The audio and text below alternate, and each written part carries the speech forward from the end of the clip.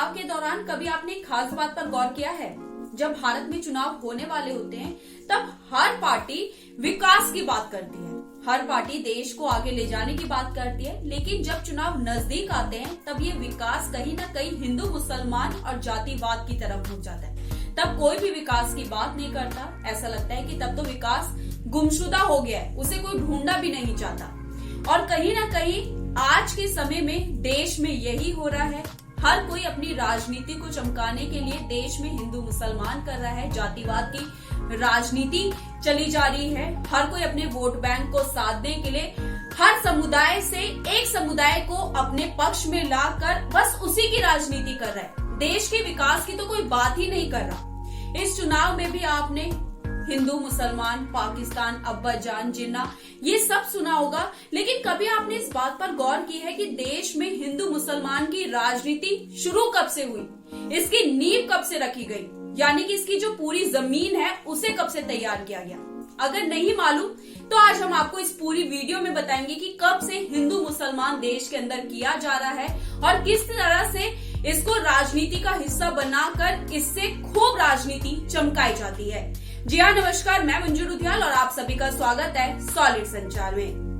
देश में जब सबसे पहले चुनाव हुआ यानी कि साल 1952 में, उस वक्त जवाहरलाल नेहरू को देश भर से प्रचंड बहुमत मिला। उनके ही मार्गदर्शन में कांग्रेस ने लोकसभा की 489 में से 364 सीटें जीती थी। ये जीत इसलिए भी हो पाई क्योंकि नेहरू के सामने जितनी भी अपोजिट पार्टीज थी वो बेहद ही कमजोर थी। कांग्रेस के बाद सीपीआई दूसरी सबसे बड़ी पार्टी बनकर उभरी। सीपीआई ने 16 सीटें जीती। 12 सीटों के साथ सोशलिस्ट पार्टी तीसरे नंबर की पार्टी थी, जिसका गठन जयप्रकाश नारायण और आचार्य नरेंद्र देव जैसे नेताओं ने किया था। ये पार्टी गांधीवादी सिद्धांतों पर आधारित थी।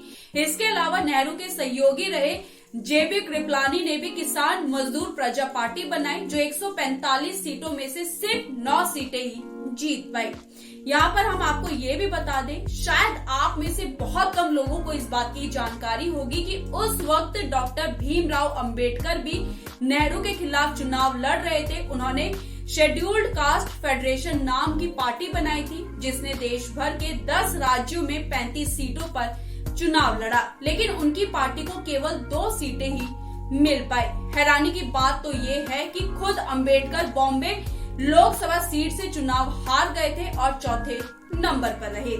आज हमारे देश भर में अंबेडकर के नाम पर 18 से ज्यादा राजनीतिक पार्टियां हैं और इन पार्टियों को अंबेडकर के नाम पर दलित वोट भी मिलते आ रहे हैं। लेकिन सच तो ये है कि अंबेडकर खुद कभी चुनाव नहीं जीत पाए। उन्होंने पहला चुनाव ही कांग्रेस के एक ऐसे उम्मीदवार से हारा जो बतौर सहायक उनके साथ काम कर चुका था और इस कांग्रेस नेता का नाम था काजरोलकर।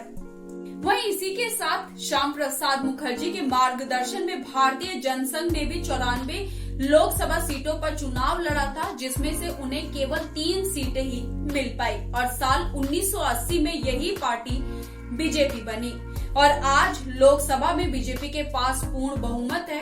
उस वक्त 3 सीटों से शुरुआत करने वाली भारतीय जनसंघ पार्टी आज बीजेपी के रूप में 303 सीटों पर पहुंच चुकी है।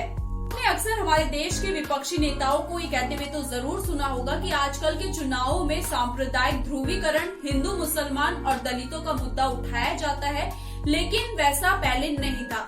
लेकिन सच्चाई इससे बहुत अलग है। दरअसल इन मुद्दों की जमीन 70 साल पहले ही तैयार कर दी गई थी, यानी कि देश के सबसे पहले लोकसभा में ही तैयार इसकी जमीन हुई थी। और उस वक्त चुनाव में 4 सबसे बड़े मुद्दे थे, जिसमें उस वक्त का सबसे बड़ा मुद्दा था हिंदू मुसलमान।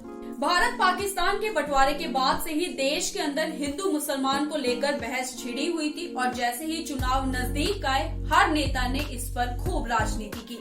उस वक्त जवाहरलाल नेहरू ने यह निर्णय लिया था कि वो अपने चुनाव प्रचार की शुरुआत पंजाब के लुधियाना से ही करेंगे, जहां के सिख बंटवारे के बाद सबसे ज्यादा प्रभावित हुए थे। नेहरू ने लुधियाना में दिए अपने भाषण में सांप्रदायिकता को देश के लिए सबसे बड़ा खतरा बताते हुए कांग्रेस को एक धर्मनिरपेक्ष पार्टी बताया था। लेकिन सच तो ये था कि वो लोगों की भावनाओं के अनुरूप ही अपने चुनाव को तैयार कर रहे थे। चुनाव में दूसरा सबसे बड़ा मुद्दा था हिंदू कोड बिल। और ये बिल साल 1951 में पेश हुआ था, जिसके अनुसार हिंदू धर्म में विवाह, संपत्ति के बंटवारे और महिलाओं को तलाक का अधिकार सुनिश्चित किया गया। और इन सबके बीच बहस इस बात पर छिड़ी थी कि केवल हिंदू धर्म के लोगों पर ही इस तरह का कानून क्यों थोपा जा रहा है।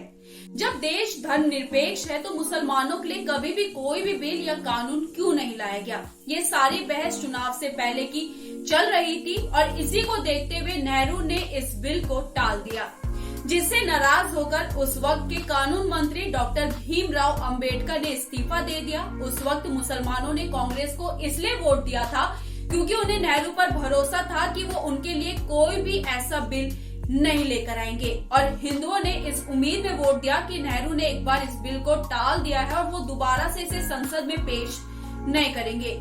लेकिन सत्ता को हासिल करने के बाद नेहरू ने इस बिल को अलग अलग टुकड़ों में संसद से पास करवाया और मुसलमानों के लिए कभी भी कोई भी बिल या कानून नहीं लाया गया। अगर मुसलमानों के लिए कोई भी बिल आया होता तो 3 तलाक का मुद्दा कई दशकों तक कांग्रेस को चुनाव में फायदा नहीं पहुंचा रहा होता। यहाँ पर तीसरा सबसे बड़ा मुद्दा था हमारे देश के दलित वोटर, और अंबेडकर इसी मुद्दे पर चुनाव लड़ रहे थे। उनकी पार्टी के नाम में भी शेड्यूल्ड कास्ट लिखा हुआ था। अंबेडकर का मानना था कि दलितों के खिलाफ अन्याय को समाप्त करने के लिए उनकी विचारधारा की पार्टी का शासन में होना बहुत ही जरूरी है।